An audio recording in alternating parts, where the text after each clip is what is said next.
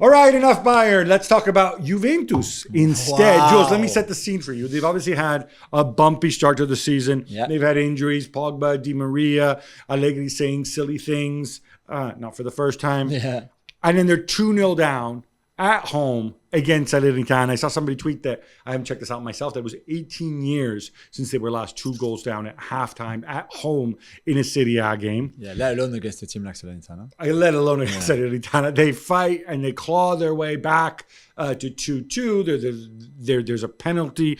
Cult hero Tony Villena, who I thought the guy had retired. I don't even know. He's only 27, because I checked his age. I thought, like, he must be video 27. I thought there were 2 Tony Villenas. But anyway, and then at 3-2, they score what they thought and what you thought watching on television was the winner. The last kick of the game. Last kick of the game. Ball comes in. Arkadiusz Milik. It's a header. It goes into the back of the net. And then we have a long VAR review.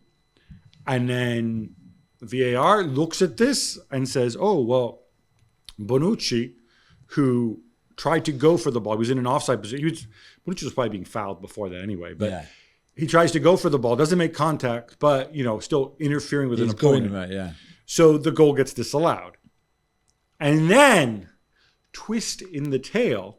And that in itself, by the way, I think was an incorrect decision, right? Because I don't think he's interfering with the goalkeeper at all. Yes, he's in front of him, but the ball comes to the side. He's jumping for the ball. I think if he could have touched the ball, he would have touched the ball. No, you could say, and I did say, Bonucci's silly for trying to go for the ball when you know you're offside. Yeah. Although later he said, oh, I knew I wasn't. But I don't want to give any spoilers here. But whatever, right? Yeah. Incorrect decision in my opinion. But then people know that, wait a minute, none of these people were offside at all. Because this comes off a Juve corner. Antonio Candreva's by the corner flag, defending the short corner. Candreva's older now. It takes him about an hour to turn on his backside, start jogging up the pitch. Yeah. So at the time of the header, this guy hadn't moved up anymore, and they were all onside, including Bonucci. But because Candreva is at he's by the corner flag. Yeah. The bottom of your screen, if you're a VAR referee, and if you don't have the wide angle, you don't even see that Candreva is there. This is a VAR apocalypse. This is really, really bad. Now, again, to explain how it happens, VAR, I think they had 18 cameras in this game. The cameras come in, they have a technician who shows them the relevant pictures. In the VAR room, nobody notices, they watch it over, right? They see Candreva there, but then nobody thinks, hey, wait a minute. Presumably, Candreva got out of the way quickly and, decided not to play everybody onside. So they don't check his position compared to Bonucci. So they don't check his position. They don't go to the wide camera angle, which would have shown him there. Juve, understandably furious, always a touchy subject, Juventus and referees for a million reasons. I got to say, on this occasion, they really got screwed, Jules. Yeah, I mean, to be fair, I thought I didn't see Candreva straight away, so I thought he was offside. Bonucci was offside. It's only Me too. I had no idea about Candreva, right? And when you think that, but I'm not the VAR. I'm not. You can see him standing there before the corner comes in, and if you're the VAR technician, or whichever one of these four people helps them out, it's a massive, hey, what happened to Candreva? Shall we check to make sure that he's not playing everybody onside? Completely. It's a massive mistake from the VAR.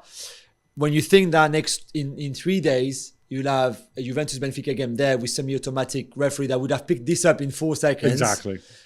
It's crazy.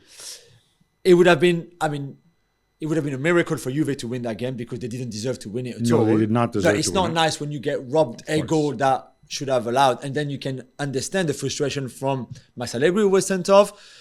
Milik, by the way, in the celebration, took the shirt off. He'd already been second booked. Yellow. That's a red. Off you go. How stupid is that? That's completely stupid. If you rule out the goal, you should take away the yellow card that went with the goal that is not valid anymore. That would have been like the Richarlison case. Yeah, exactly. No, you shouldn't. You shouldn't because you don't take off your shirt. I know, but still.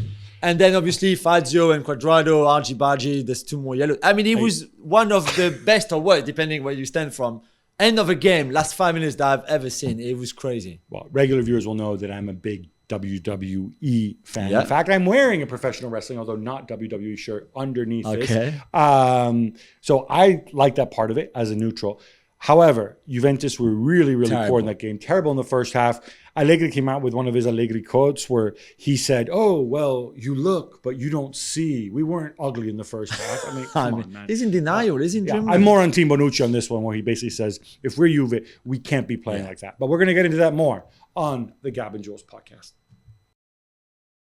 Well, thank you very much for watching ESPN on YouTube. For more sports highlights and analysis, be sure to download the ESPN app. And for live streaming, premium content, and let's not forget as well, ESPN FC 7 days a week. Subscribe to ESPN Plus.